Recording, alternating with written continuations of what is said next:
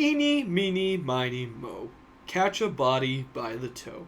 If he hollers, cut him low. Eeny, meeny, miny, mo. Caretaker, your time has come.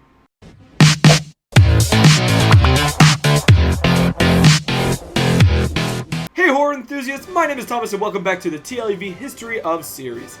4 weeks ago I made a history of video on Jack the Clown with the promise that I would cover all of the HHN icons. I only found it fitting to make the next history of video to be the entire history of the second Halloween Horror Nights icon, the Caretaker. Throughout the coming weeks I'll be making more videos about each icon, so let me know which ones you would like to see in the comments section below. Now you know, or so I hope, then let's get to it. Dr. Albert Kane, also known as the Caretaker, was the second official Halloween Horror Nights icon for Universal Studios Orlando. He made his first appearance in 2002 during the Halloween Horror Nights 12 event. This was also the first year that the event used the amusement park Islands of Adventure, which was dubbed Islands of Fear for HHN 12. The event featured 5 mazes, 6 scare zones, 3 shows, and a special dance party area, and ran for 21 days, from October 4th to November 2nd, 2002. Fun fact, this was the first time that mazes were filmed at the event, and it was for the Travel Channel special, The Art of the Scare. Now, the Caretaker was not the original icon for Halloween Horror Nights Islands of Fear. Cindy, the demented little daughter of mortuary owner Paul Bearer, was originally the icon of this event. Unfortunately, after a string of child abductions in the area, Cindy was abandoned and her father, Paul Bearer, morphed into Albert Kane. Cindy would later be introduced as the Caretaker's daughter and appeared with her father in the Shadows from the Past Scare Zone at Halloween Horror Nights ripped from the silver screen in 2009. Although Cindy was not used, some of the ideas of the event created around her character were used. Every island in the park consisted of a scare zone. Guests entered in the Port of Evil, where the Caretaker's minions greeted them, and his victims were chosen in the town square of Tortured Souls. The Treeks and Foons, originally an idea of the Cindy's character, were playful, cartoonish characters that worked in pairs to team up on guests to create scares. Booville was a land of darkness and strange music among the rest of the island. The Island of Evil Souls was a land where ghostly creatures, demons, and dragons roamed. In JP Extinction, the dinosaurs were taken over and roamed free, as well as some new genetic nightmares. Finally, in Island Under Siege, the superheroes had been defeated and gangs of villains run free in the streets. The mazes were also game-changing for the event. In the Caretaker's burnt-out Victorian mortuary maze, Scream House, his victims haunt guests who may soon become permanent residents. In Project Evolution, a genetic experiment had gone wrong as escaped human-dinosaur hybrids roamed the jungle. Scary Tales 2 brought guests in the pages of the most evil fairy tales ever told. In Fear Factor, guests enter into a house of the television show where they move through the darkness in rooms of insects, snakes, rats, and more. And finally, in Maximum Carnage, guests enter into Carnage's secret hideout where the bodies of famous superheroes are strung up as trophies with his gang of insane criminals ready to destroy everything in their path. Man, I would have loved to go through that maze. The Caretaker debuted in Halloween Horror Nights Islands of Fear, but that was far from the last time that he was seen. He returned the following year of Halloween Horror Nights 13 in the maze Scream House Revisited. For Halloween Horror Nights Sweet 16, he returned with Jack the Clown, the director, and the storyteller in the opening show, and the maze Scream House Resurrection. In 2012, he was revealed that he's a member of the Legions of Horror, a Bacchanoid like Bloody Mary. In 2015, he appeared along with his fellow icons as one of Jack the Clown's maniacs, and appeared in the Jack Presents 25 Years of Monsters and Mayhem House. Now, on to the backstory. Once a respected surgeon, he became the caretaker of Shady Oak Cemetery in Willamette Valley. Robert Kane later converted the Victorian-style mansion he and his family lived into a mortuary funeral parlor. For years during his career as a surgeon, Dr. Kane was intensely interested in workings of the body and what happened to the patients he couldn't save, what happens to a person when they die.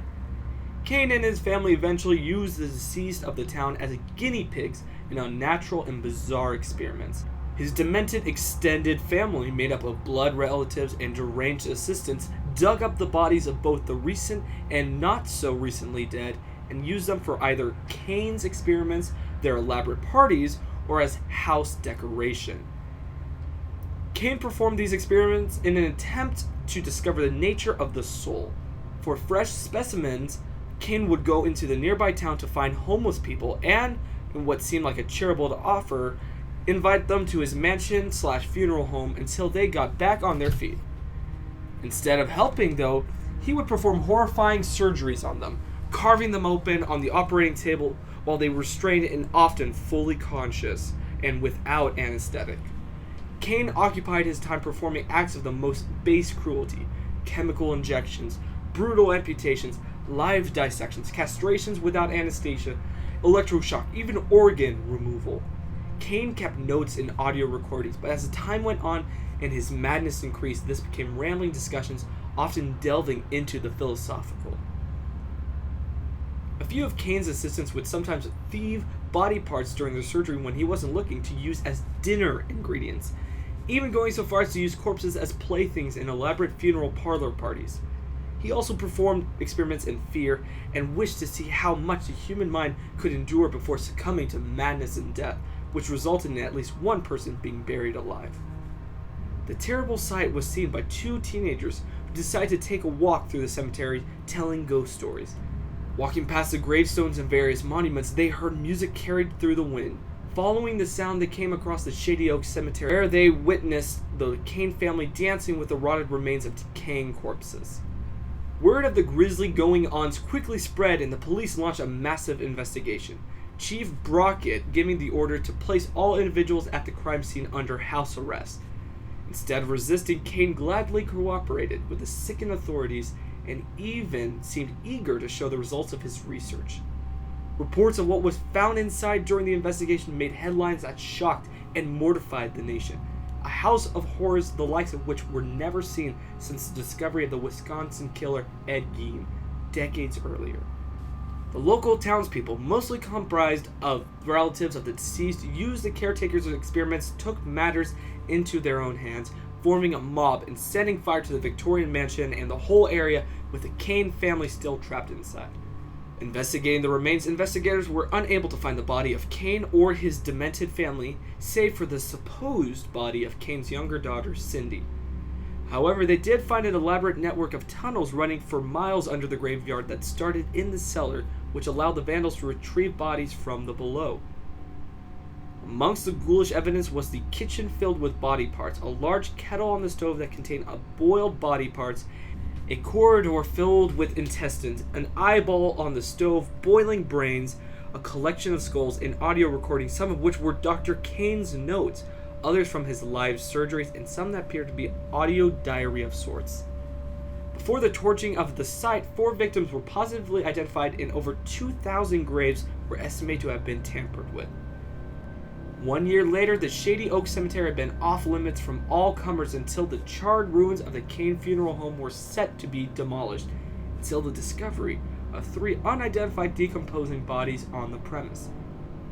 Not long after, people who were last reported in the vicinity of the site began to go missing. Several research teams were sent to the reopened cemetery to investigate reports of strange noises emanating from the ruin and the Shady Oak Cemetery, which may be connected to the terrible secrets of the horrifying past. With 3 teams already gone missing, the question remains: could Albert Kane and his family have escaped that fire? Well, when fear was summoned in 2010, he chose the Caretaker as one of his minions: death. The Caretaker now has strange markings on his neck, and with other icons linking him to fear. While Dr. Albert Kane may have once been passionate about saving lives, by the end, nothing could be further from the truth. From the slipshod way he conducted his experiments, it was clear that Kane himself had little belief that he was doing serious work. Caretaker ran little more than a butcher shop. The major surgeries without anesthesia was proof of that. His diary showed that he was a doctor who had gone mad with the power he had over the dead, then his living patients. In his vanity, he fancied himself a pioneer in his self-styled field of research, and in spite of the horrors in the back rooms, took a measure of pride in keeping up with the appearance of professional funeral director.